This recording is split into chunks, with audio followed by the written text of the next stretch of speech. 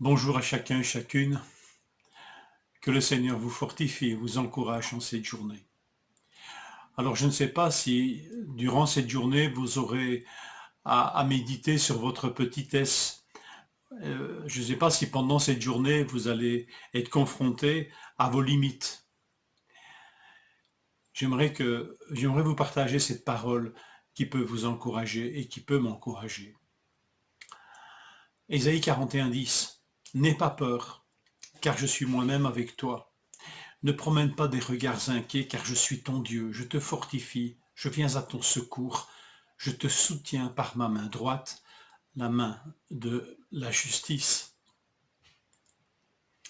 Lorsque cette parole du prophète retentit, la situation est peu facile, un présent préoccupant, un avenir inquiétant.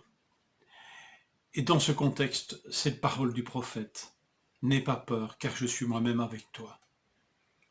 La promesse ici consiste en Dieu lui-même, la présence de Dieu lui-même. Je suis moi-même, dit Dieu, avec toi.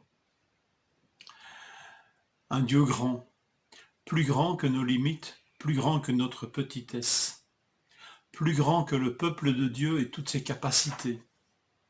Imaginez ce qu'Israël pesait à l'époque dans le concert des nations puissantes. Si vous faites un peu d'histoire, vous voyez ce croissant fertile avec l'Égypte d'un côté et la puissance assyrienne qui deviendra babylonienne et puis qui deviendra perse.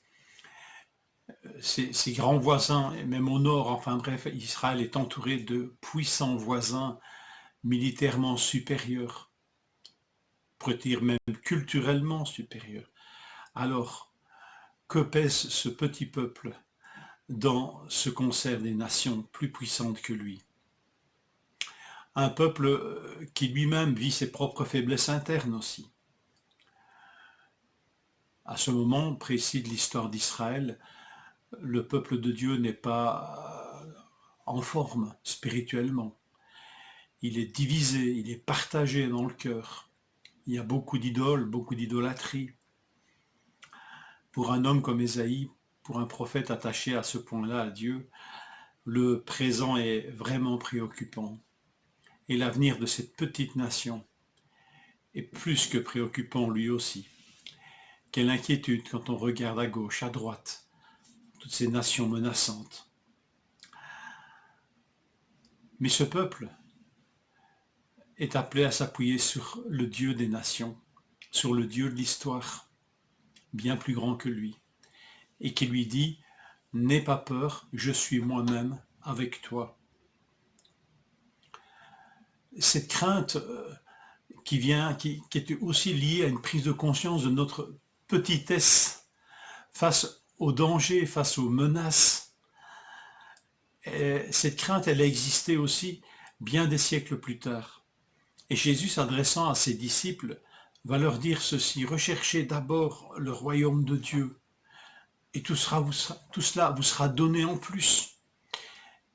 Et Jésus d'ajouter: n'ayez pas peur, petit troupeau, car votre Père a trouvé bon de vous donner le royaume. Luc 12, versets 31 et 32. À nouveau, une petitesse, le peuple de Dieu qui se sent tellement petit.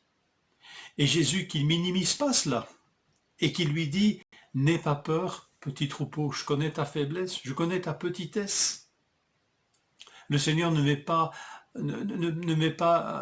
cache pas notre fragilité.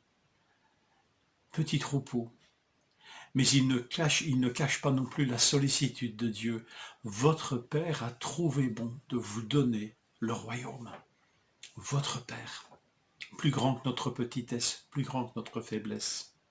Être conscient de sa petitesse n'est pas un désavantage, pourvu qu'elle nous pousse à nous appuyer sur la grandeur de Dieu, de son amour, de sa fidélité, de sa sagesse.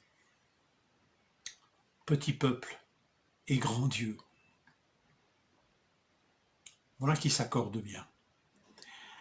Et je me rappelle, en lisant le livre de Samuel, que le prophète Samuel alla trouver un jour le roi Saül et lui dit: quand tu étais petit à tes yeux, Dieu ne t'a-t-il pas choisi pour devenir roi? Quand tu étais petit à tes yeux. Et croyez-moi, en lisant la parole de Dieu, nous voyons que ça c'était la meilleure période de Saül. Petit à ses yeux, mais comptant sur la grandeur de Dieu. Alors, non, la petitesse, notre faiblesse n'est pas un désavantage quand elle s'appuie sur le Dieu grand.